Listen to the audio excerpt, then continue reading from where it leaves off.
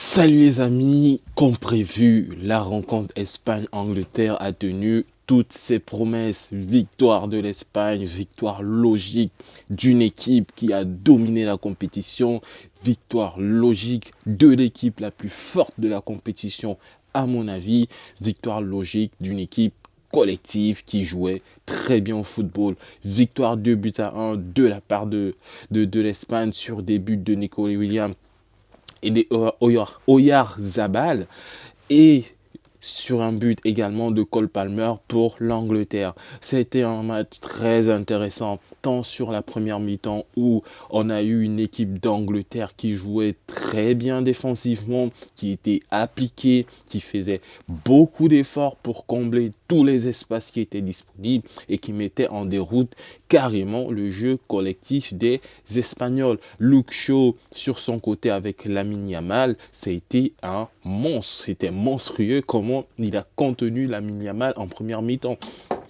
Et franchement, c'était très beau à voir de son côté. Kyle Walker, il a fait pareil avec Nico Williams. Au milieu de terrain, Declan Rice, comme à son habitude, il a fait du Declan Cheb, du Declan Rice. Il a fait un très très beau match pour ma part.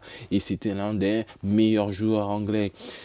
Et on se retrouve dans une deuxième mi-temps où les Espagnols reviennent avec beaucoup plus d'envie, les Espagnols reviennent avec beaucoup plus de détermination et les Espagnols imposent un rythme beaucoup trop soutenu pour nos amis anglais, ce qui entraîne un but de Nico Williams sur une passe, une fois de plus, de Lamine Yamal, 4 passes décisives sur cet euro-là, et dites-vous que le meilleur passeur de tous les temps de l'euro, c'est Cristiano Ronaldo, avec cette passe décisive, et Lamine Yamal, il en a déjà 4 pour sa première compétition, il a 17 ans, donc dites-vous que, forcément, très probablement, il va dépasser ce quota-là. Il va dépasser les 7 passes décisives de Cristiano Ronaldo parce qu'il en a encore plein des euros à vivre, au minimum 3 ou 4.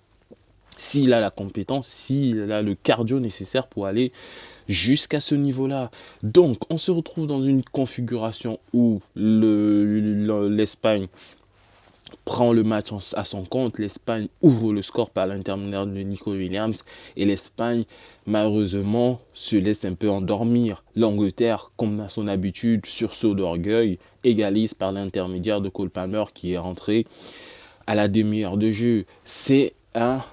Franchement, moi j'ai bien aimé ce match et l'un des acteurs aussi dont je veux parler, c'est Cucurella. Franchement, Cucurella, je ne l'attendais pas à ce niveau. Mais sa passe décisive en une touche de balle pour Oyarzabal, mais c'est très beau. C'est du très très beau football.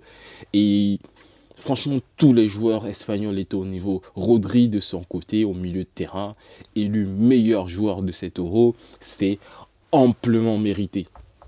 Mais alors là, amplement mérité pour moi, Rodri cette saison, c'est Ballon d'Or.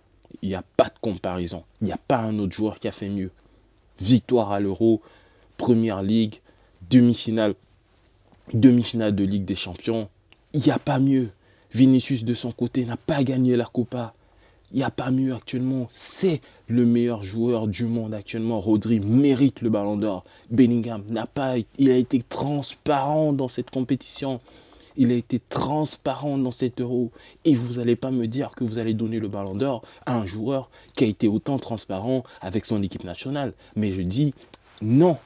Rodri est impactant tant avec l'Espagne qu'avec Manchester City. Et c'est lui qui mérite ce ballon d'or. Dans tous les cas, on verra bien la suite des événements. Moi, j'ai pris plaisir à regarder les matchs de l'Espagne dans cet euro. C'était des très beaux matchs. Et on attend bien le début de saison.